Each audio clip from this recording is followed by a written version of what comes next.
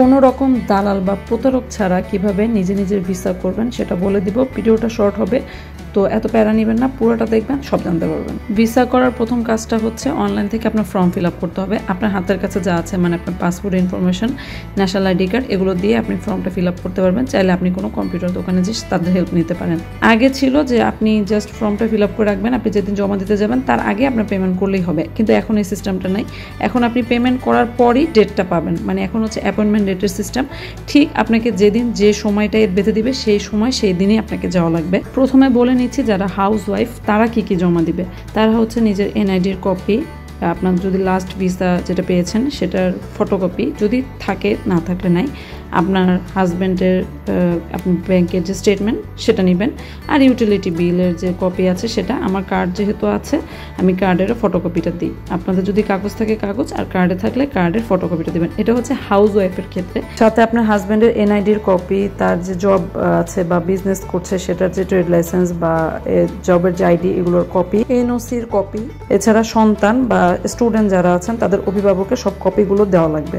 Husband ওয়াইফের ক্ষেত্রে একসাথেই ভিসাটা জমা নেয়, ওরা আলাদা আলাদা ভিসা জমা নেয় না। সেই ক্ষেত্রে যদি কেউ আলাদা আলাদা কাউন্টার থেকে জমা দেয় তখন ভিসাটা না পাওয়ার চান্সটা বেড়ে যায়। এজন্য ওরা হাজব্যান্ড ওয়াইফের একসাথেই ভিসাটা জমা নেয়। আর সন্তান 18 বছরের নিচে হলে তাদের পিতা মাতার সাথেই তাদের পাসপোর্টটা জমা নিবে। এছাড়া যে কাজের ইনফরমেশন দিবেন, মানে স্টুডেন্ট হলে স্টুডেন্ট আইডি, ব্যবসায়ী হলে তাদের ট্রেড লাইসেন্সের কপি, এছাড়া যদি জব করেন তারা দিবেন হচ্ছে এনওসির কপি, আর আপনার যে জবের যে আইডি সেটার কপি দিবেন। এসব ইনফরমেশনগুলো অবশ্যই দিবেন। এগুলো না দিলে কিন্তু আপনাদের ভিসা গ্রান্টেড হবে না। ভিসা জমা দিলাম, খুব অল্প টাইমে ভিসা জমা দেওয়া শেষ। মানে লাইনে দাঁড়াইছি প্রায় 9টা বা 9:15 ওদের যখন ফিচার পার্কে ঢুকতে দিবে আপনাকে, তার আগে লাইন ধরে যাবেন। তো লাইনে দাঁড়ায় বেশিক্ষণ লাগে নাই।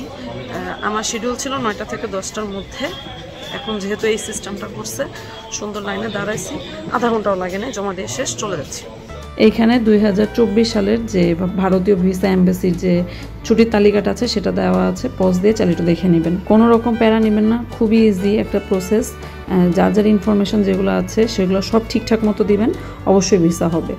ডেলিভারিটা আনতে গেলে হচ্ছে আপনার পরিবারের যদি দেন তাহলে যে কোনো একজন সদস্য যে পুরো পরিবারেরটা নিয়ে আসতে পারবে, সেদিক দিয়ে কোনো সমস্যা হবে না। ভিসা যখন করতে দিবেন, পোর্ট সিলেকশনের সময় হরিদাসপুর মানে বেনাপোল বর্ডার বা আপনার গেদে, দর্শনা আর বাই ইয়ার, এগুলো আপনি এমনিতেই পাবেন। এসব পোর্টগুলো সিলেক্ট করবেন না। তো এই ছিল সম্পূর্ণ প্রসেসটা, একদমই সোজা। এটার জন্য আপনার কাউকেই ধরা লাগবে না। অনেকে বলে অনেক ঝামেলা, আসলে কোনো ঝামেলাই না, একদমই সোজা, নিজেই সব করা যায়। আপনাদেরকে এই ইনফরমেশনগুলো দিলাম, তার জন্য অবশ্যই সাবস্ক্রাইব করতে ভুলবেন না, অ্যান্ড আমার পাশে থাকবেন। Thanks for watching.